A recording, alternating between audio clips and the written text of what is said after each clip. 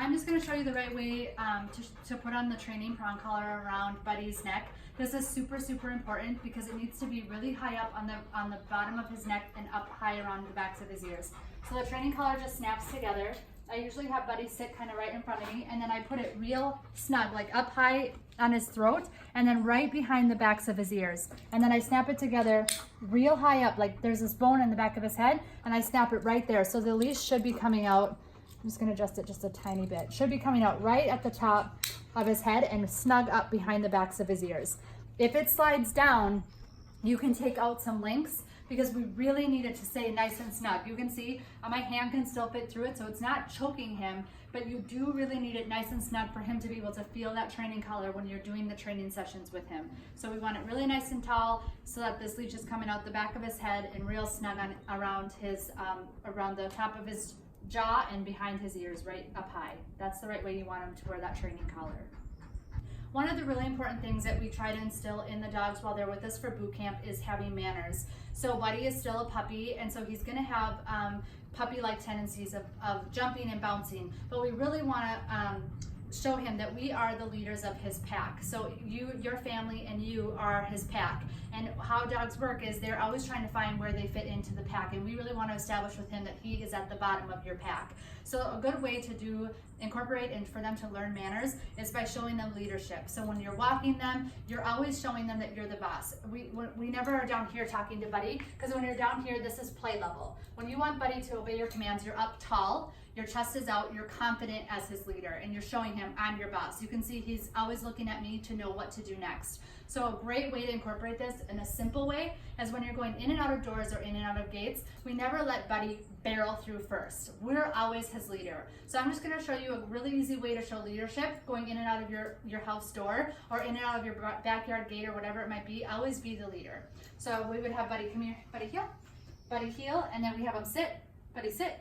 You can see if he doesn't sit right away, I just give him a little tug backwards, and I say, Buddy, stay. And he can be in total control when I open the door, stay, and I give a little bit of tension for the stay, and then I say, okay, Buddy, heel, and I'm first through the door. Then when we get through the door, he can sit, and then I can shut the door, and it's a calm process. So I'll show you one more time coming out. So I can open up the door, I don't let him come barreling out, I lead the way. Buddy, heel.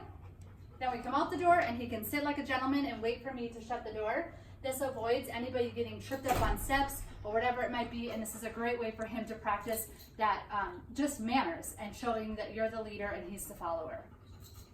This is just going to be an example of what we like to call like a little mini training session. So Barkley has that collar, again, nice and snug up on the back of his ears, and I'm going to work on some basic commands of the sit, stay, come, heel, and down. So there's really 5 basic commands that we've worked on with Buddy this week, and he knows how to do all of them. So really it's now incorporating them into your daily routine, and the way that you get him to start listening to those commands for you is by practicing with him. So we really encourage you to do a couple of sessions, these mini sessions, maybe 3 to 5 times a day right when you get back, just to really hit home those 5 commands, but also for him to learn how to do them when he's with you as well. So what that would look like is we have that prong collar up nice and high. I put my left hand facing backwards, so he's in my heel position, my hand's facing backwards. That way, if he starts to pull ahead or to the left or right, I'm easily able to pull him back into check of that heel. So I'm just gonna quick show you a simple little training session. So Buddy, heel, heel. Good boy, Buddy, heel. Buddy, sit. Good boy, Buddy, stay. So I put a stop sign in front of his face for stay. Buddy, stay. I walk to the end of my leash. Buddy, stay. Buddy, come. And then I teeth the leash in and I have him come sit right in front of me. This alleviates any of that bouncing or jumping up on you when he gets to you. And then it's good boy, Buddy. Yeah, such a good dog. So this is how we incorporate sit, stay, come into Buddy's training. I'm going to show you a short example and then into an extended sit, stay, and come. Good boy, Buddy. Buddy, heel. Buddy, sit. Good boy. Stay. Buddy, stay. So the stop sign with my hand is stay, stay, stay, and then I bring my hand down to my thigh for come. Buddy, come. Good boy. Sit. So if he's ever not listening, this is what you want to come back to. You have full control. He sits in front of you, and then lots of praise. Good boy, Buddy. That's good boy. So that he knows when he's done something correct. Good boy. Buddy, heel. So heel is always on my left side. Buddy, sit. Good boy, Buddy, stay. So this is a more more extended version of that. So when he doesn't stay right away, I give him that bop. Buddy, stay, stay, stay. And again, the stop sign with my hand is stay. Buddy, stay, stay, stay. Good boy, stay. Buddy, come. Good boy, buddy. Come, come, come, come, come. Good boy. Buddy, sit, sit. Good boy. So I just want him to sit directly in front of me. No, no. Come here, come here. No. So he'll keep doing that behavior if I don't correct it. So you see how I just am kind of like, no, I don't like this. Sit, sit. Good boy. And you see how the bop is getting him to, is the correction for me with him. Good boy. Buddy, sit, sit. Good boy. Sit. Good boy. Lay down. Lay down. So I just point down to the ground for lay down. And if he ever has trouble with this, I'll actually take the leash and step down to enforce that lay down. And here I have full control of him. He can't get back up. So if we have people coming towards us or I want him to stay in this lay down position next to me, I'll just step on the leash like this and he cannot get up then or he'll struggle with it. Good boy. Buddy, stay. Stay. Stay. Stay. Stay. Buddy, come. Good boy, buddy. Come, come, come, come, come. So if he's ever slow, I try to give him praise to get him to encourage him to do the command. So right here, he's not sitting directly in front of me. He's just kind of standing here. I want him to sit directly in front of me. Sit. Good boy, buddy. Good boy. Good boy, buddy. A great way to exercise Buddy is to take him on long bike rides, which we've been doing while he's been here with us. So we have that training collar still on him for the bike ride, and then I hold the leash in my left hand. I don't tie it around my bike handle or anything like that. I just keep it in my left hand, and he runs right alongside the left-hand side of my bike. The only thing you want to just be cautious of is to always be aware of your surroundings. If you see another dog coming at you or a squirrel or something in the path that would maybe get him excited, I'm constantly talking to Buddy while I'm biking and watching my area, so I'm always in total control. So I'll just show you a quick little bike up and down and show you what that kind of looks like. Okay, Buddy, heel. Good boy. Heel. Good boy, Buddy. Good boy. Come on. Come on. Good dog. Good boy, Buddy. Good boy. Heel. Good boy. Come on. Good boy. Heel. Heel. Heel. Good boy, Buddy. Good dog. So this is a great way you can go a little bit faster on your bike and really get that exercise and some of that energy burnt off by just a quick bike ride around your neighborhood.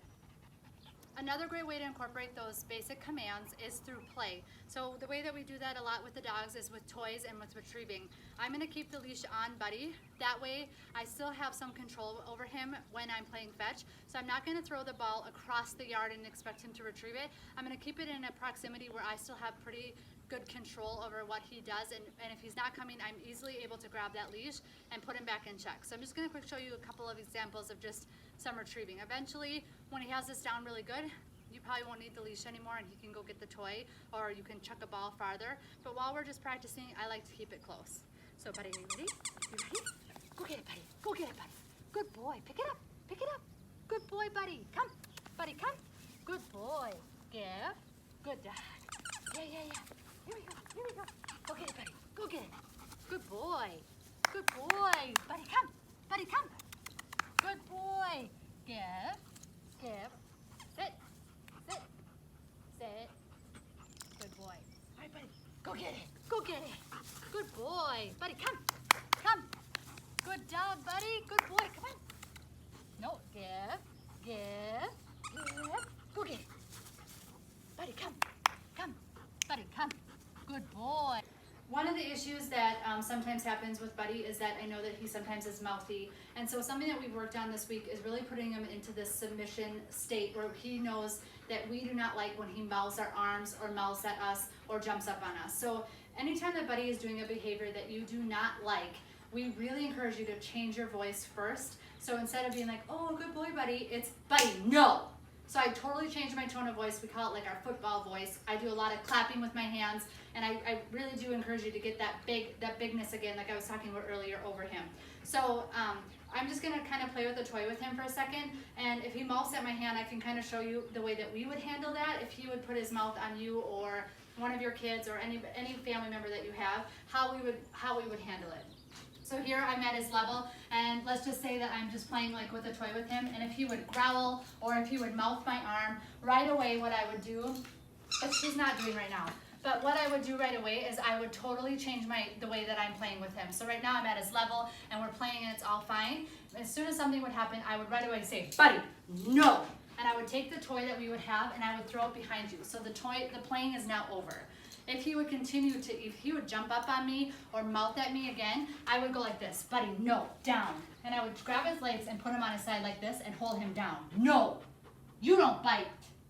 And I would hold him just like this. So you can see my hand is just kind of over his muzzle just a little bit, or holding his head down, and my back hand is kind of on his hip. And I'm holding him, I'm not even putting pressure on him, and you can see already, he's pretty submissive. And what I would say is like, no, buddy, you don't bite, no. And if he still was mouthing it back up with his head and trying to mouth my hand, I would hold his muzzle down a little bit firmer, and I could even put my knee on his shoulder and my hand on his back leg, so he's not able to flail his arms at me. This right now is like total submission. Once he's in this total submissive state, then you go into reconciling. So I correct him, I say, no, buddy, and I hold him down kind of like this. Once he's in this spot, then I know the correction has been made. He's not mouthing back at me. I can pretty much let go, and he still just lays here submitted to me. And then once that's happened, I could go into the reconciliations. Then it's, good boy, buddy, you don't bite. That's a good boy. And you can see right away, he's already like, oh, I won't do that again. He lifts his leg back, he starts wagging his tail, we're friends again. But first, that correction has to be made. Come here, buddy. First, you have to make the correction clear. I didn't like when you bit on my arm or mouthed at me, and I say, no, buddy, and I put him down on his side like that, and I hold him there until he's completely submitted. Then you go into the reconciliation where it's, good boy, yeah, you're such a good boy, buddy. Oh yeah, and I can just mold him, and he's a super happy dog. So that's the way that we handle behaviors that we really don't like. We totally change our voice, and we go into what I would say is that total submissive state. So if you continue to see those habits you don't like the mouthing, the jumping, you really have to make those firm corrections with him and solidify what you do and do not like. Your voice is your biggest asset when correcting your dog. Good boy, buddy. Come here. Good boy. Come here. Sit. He's doing great.